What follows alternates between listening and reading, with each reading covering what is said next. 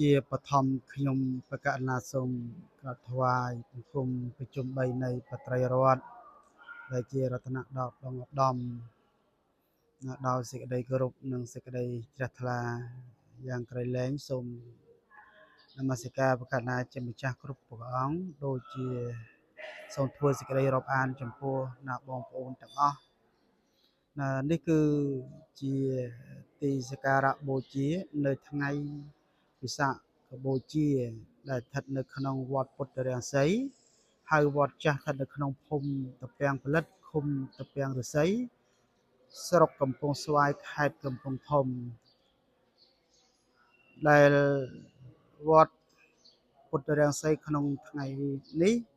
បានរៀបចំនៅគ្រឿងសក្ការៈបូជាសម្រាប់បូជារំលឹកនៅថ្ងៃវិសាខបូជាបាទ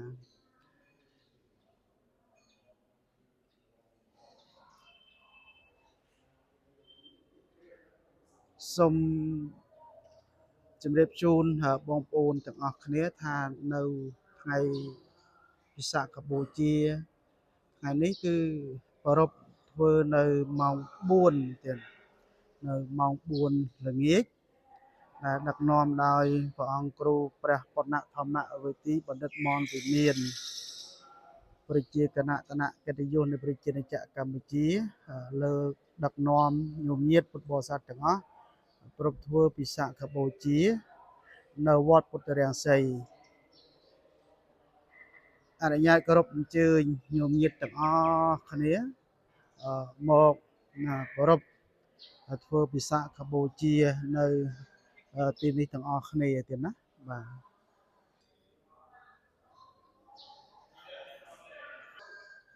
នេះគឺជាផ្កាស្រស់ចម្រុះពណ៌ដើម្បីថ្វាយសក្ការៈបូជាចំពោះនៃគុណនៃព្រះសម្មាសម្ពុទ្ធទៀត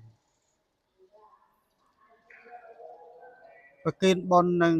ជូនបុណ្យដល់បងប្អូនទាំងអស់គ្នាឲ្យបានសុខឲ្យបានចម្រើនបានរួចចាកផុតទុក្ខគ្រប់គ្នាទៀតណាបាទកុំភ្លេចនៅម៉ោង4នៅពេលល្ងាចនេះគឺជួបជុំ